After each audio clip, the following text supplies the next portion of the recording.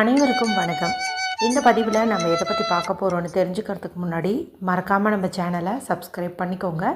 பக்கத்தில் இருக்கிற பெல் பட்டனையும் கிளிக் பண்ணிவிட்டு ஆளுங்கிற ஆப்ஷன் கொடுத்துட்டிங்கன்னா நான் போடுற வீடியோக்கள் எல்லாமே மிஸ் ஆகாமல் நோட்டிஃபிகேஷனில் வந்துடும்.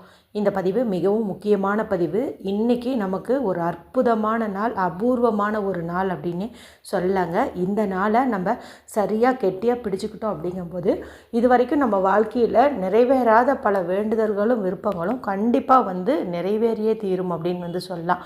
ஏன்னா இன்றைக்கி அந்த மாதிரி சேர்க்கைகளோடு தான் இந்த நாள் நமக்கு அமைஞ்சிருக்குது. ஒன்றல்ல ரெண்டல்ல பல்வேறு சிறப்புகள் இருக்குது. சரி, இது என்னன்னு பார்ப்போம்.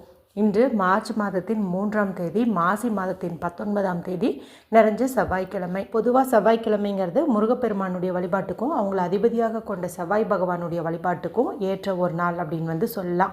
இந்த நாளை மேலும் விசேஷம் சேர்க்கும் விதமாக மாசி மாதத்திற்குண்டான பௌர்ணமியானது இன்றைக்கி நமக்கு இருக்குது. இந்த பௌர்ணமி திதி நேற்று மாலை 6:29 அப்படிங்கும்போதே தொடங்கிடுச்சுங்க.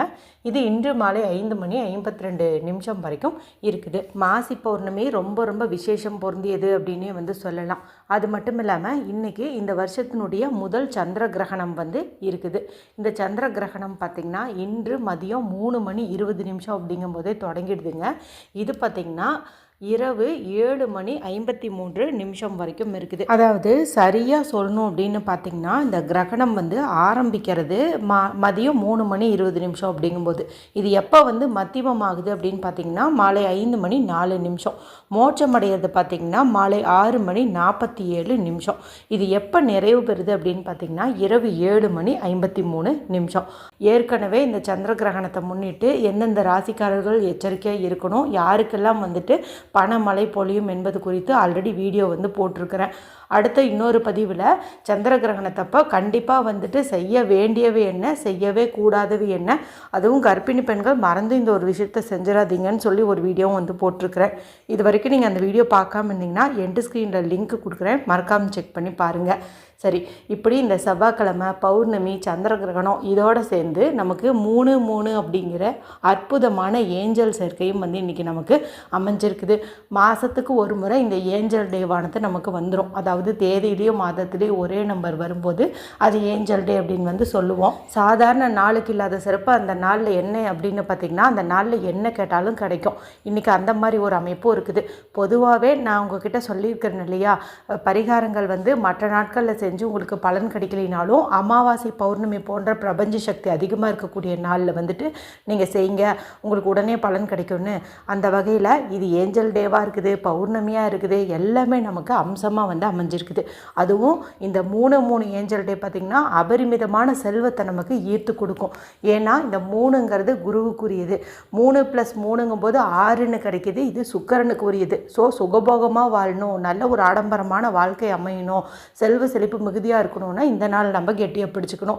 ஏற்கனவே இந்த நாளில் இன்றைக்கி இரவுக்குள்ளாரையோ அல்லது மதியம் 3:33 ஒன்று 33 வரை எழுதுங்க, இல்லைன்னா சொல்லுங்கன்னு சொல்லி ஒரு பதிவு நேற்றே போட்டிருந்தேன். அதனுடைய லிங்க்கு எண்டு ஸ்க்ரீனில் கொடுக்குறேன். பார்க்காதவங்க பார்த்து பயன்படுத்திக்கோங்க.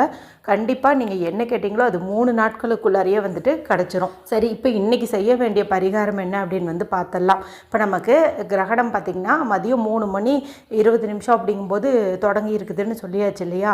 இப்போ பார்த்திங்கன்னா அந்த டைமிங்கில் துஷ்ட சக்திகள் எல்லாம் பூமியில் அதிகமாக உலாவும் அப்படின்னு சொல்லுவாங்க. அதாவது நெகட்டிவ் எனர்ஜி ரொம்ப அதிகமாக இருக்கும் அப்படின்னு சொல்லுவாங்க. அப்போ அந்த நெகட்டிவ் எனர்ஜி நம்ம மனசுக்குள்ளார தப்பான சிந்தனைகளை ஏதாவது ஒன்று கொண்டு வந்துடும். அதனால தான் கிரகண டைம் அப்போ எதையும் சாப்பிட வேண்டாம், நல்லதை நினைங்க, மந்திரம் சொல்லுங்கள் அப்படின்னு சொல்கிறது. சரிங்களா. கோவில் நடைகள் கூட அந்த சமயத்தில் சாத்தி இருப்பாங்க.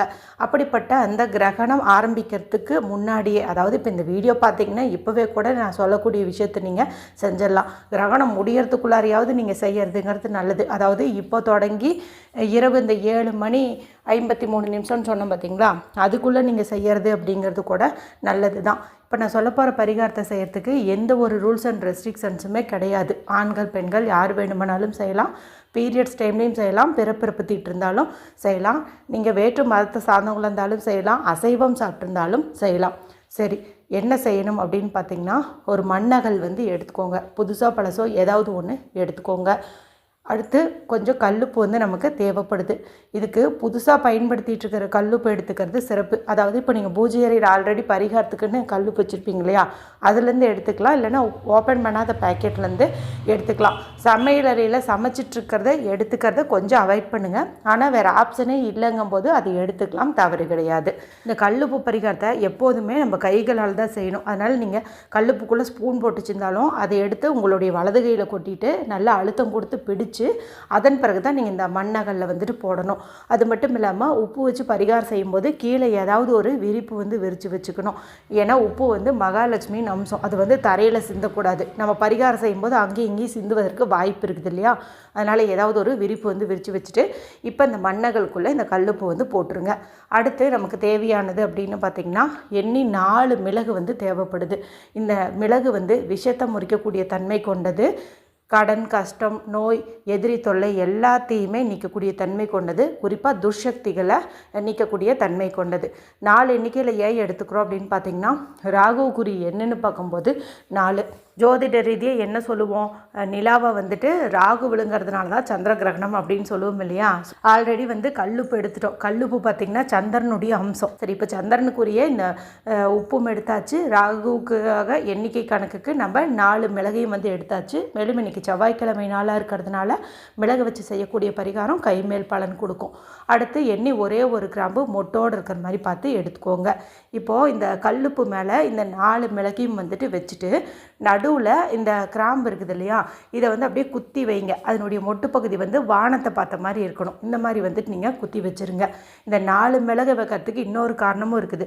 4 திசைகளில் வந்தும் எந்த ஒரு தொந்தரவுகளும் நமக்கு வந்துடக்கூடாது, எந்த துஷ்ட சக்திகளும் நம்மளை நெருங்கக்கூடாது அப்படிங்கிறதுக்காகவும் வைக்கிறோம். சரிங்களா, இப்போ எல்லாமே வச்சாச்சு. இப்போ இதை நீங்கள் எடுத்துகிட்டு போயிட்டு வீட்டுக்கு வெளியில் நிலைவாசல் படிக்கு வெளியில் தான் கண்டிப்பாக வைக்கணும், உள்ளே வைக்கக்கூடாது. நிலைவாசல் படிக்கு வெளியில் ஏதாவது ஒரு ஓரத்தில் ரைட் சைடோ லெஃப்ட் சைடோ எங்கேயாவது வந்துட்டு நீங்கள் வச்சுருங்க.